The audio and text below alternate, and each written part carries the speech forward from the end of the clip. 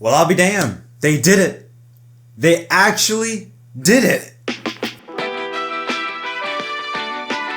Never thought that I would say this, but a big W for NASCAR today. They have announced penalties following Sunday night's controversy finish at Richmond Raceway, and it involves a huge penalty regarding the number 3 of Austin Dillon. Welcome back to an episode of Inside Lines. My name is Jett. Hope we're having a wonderful day. Let's not waste any time and cut right into it. We know the deal what happened on Sunday night between Austin Dillon and Joey Logano and Denny Hamlin. Dillon wrecked Logano and then wrecked Denny Hamlin to go back to victory for the first time since August of 2022 at Daytona and clinching or locking himself into the playoffs. Now this was almost universally hated. Almost everyone, whether in the NASCAR world or even got into mainstream a little bit, thought that move was absolutely ridiculous. The question is would whether or not NASCAR actually do something about this? And they did. NASCAR announced penalties as follows. Austin Dillon has been docked 25 driver and owner points. His spotter has been suspended for the next 3 races because of this line. Coming down, run him down,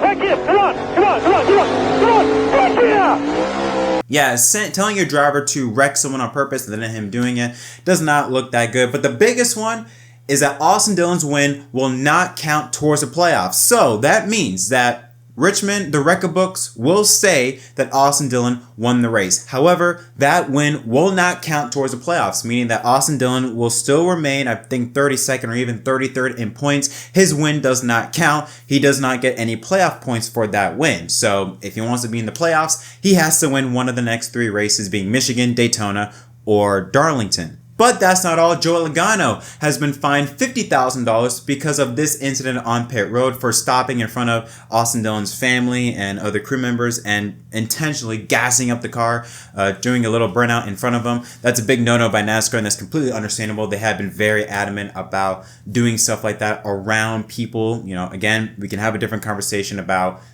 people being on an active pit road, but that's for another story. It was wrong of Joey Logano to do that, so that I think that punishment fit the crime. But I am shocked on one side that NASCAR actually did this. They actually took the win away from Austin Dillon. Essentially, I mean, he gets to keep the win, the trophy and all that, but the win, he doesn't reap the benefits of that win. I'm shocked that they did that because you have to understand that this new era of NASCAR, you know, entertainment with the playoff format, eliminations, winning you're in a way they've kind of created this. It's like they've created a monster. So for them to actually do something like this, it's a big W for NASCAR to go ahead and actually do something about it, because this was a move that could shape how NASCAR is viewed for the future. I don't think it's wrong to say that this was a monumental moment for NASCAR, because this really puts a line in the sand on what you can and can't do to win a race. If NASCAR were to do nothing and say, yeah, that win, that counts, that stands,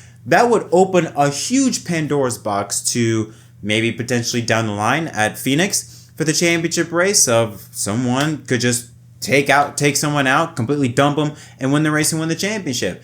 NASCAR had to do something, and even the most diehard NASCAR fans, because there were some that were saying, oh, it was like that in the 90s or 2000s. I would disagree. I feel like NASCAR back then was way more harsh in terms of, you know, giving out penalties for aggressive driving and so on. Today's NASCAR is way too relaxed. So it's nice to see a change of pace and them actually putting the hammer down and doing something about it, because they definitely needed to do something about it. If they didn't, this would just lead to even more chaos down the line. Also kind of funny because I'm pretty sure an hour before news came out about the penalties, Richard Childress Racing put out a tweet saying not done yet, which basically they just highlighted their win, which I thought was just perfect timing for them to post that, and then NASCAR going, yeah, that don't count anymore. That don't matter no more. Now, the reason why Elton Sawyer and NASCAR, they gave a response on this was based on SMT data. You know, the SMT data showed that there was intention on both crashes, not only with Logano, but also with Denny Hamlin. There were some people that were saying that Hamlin may have moved up. No, yeah, I mean, it was clear as day that the data showed, and even you don't even need the data. You could just use your 2 eyes to show that Austin Dillon fully intended to wreck Joey Logano and Denny Hamlin. It is just very interesting, though, on the situation standpoint on NASCAR doing this, where yeah, you wrecked 2 cars to win. You purposely wrecked 2 leaders to win the race. You lose everything. You lose the playoff points. You lose all that. but you keep the win. Like, you keep it. And I always look back to, I think it was in 2022 when Denny Hamlin won the race but was disqualified at Pocono because of a clear piece of tape. It's like, that counts as disqualification or, removal of the race win. But what Austin Dillon didn't.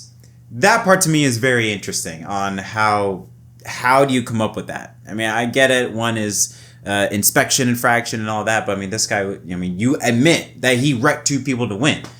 Why does he get to keep the win? And I think maybe this has to do with the fact that, okay, well then how are you going to explain Denny Hamlin, the fact that he got pancaked into the wall and was second, NASCAR called him a second, but at the same time, you could also argue where he crossed the line in 4th place behind, or 3rd place behind Tyler Reddick. So it's like, how does he get the win? And I think NASCAR just didn't want to have to deal with another situation like that. So they just like, listen, you keep the win, but none of that matters. You don't get anything from that win. Now, of course, RCR, they came out with the tweet saying that they are disappointed in this and they will be appealing this.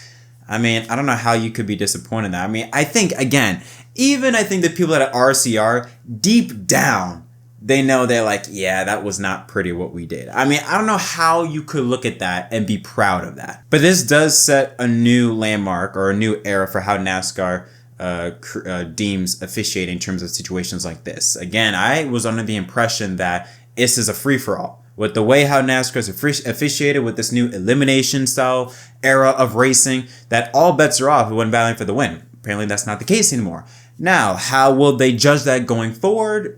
That will be very interesting to find out. It will be, kind of like, it's a massive gray area. There's going to be some things where it's like, is it really intentional? Is it not?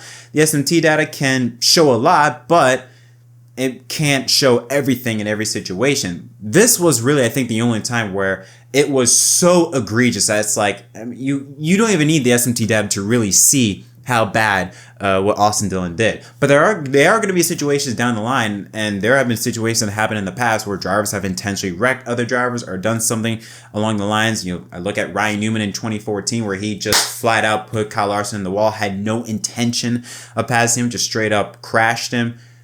How will that be judged down the line? Will NASCAR be consistent with that? Will they not be? Probably won't be consistent with that, but this does set a new era for how NASCAR officiates the finishing of races in this new playoff era. But overall, this is something that I was not expecting. Didn't expect NASCAR to really do something like this, but I'm glad that they did preserve the integrity a little bit of the sport, because this is something they absolutely needed to do. If they didn't, it would just be complete chaos from here on out. But now, like I said, this is a major moment in NASCAR in terms of officiating.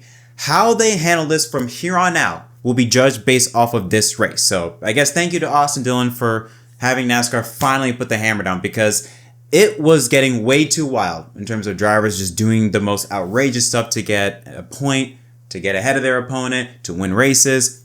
But now they finally put their hammer down on this situation. But now the question is for the future, for the rest of the season, as we get into the playoffs, we are going to see more moments, maybe not as egregious as this, but we are going to see more moments where drivers are going to intentionally do something to someone else to advance to the next round or to advance to the championship round. The question will be, is how will NASCAR officiate that?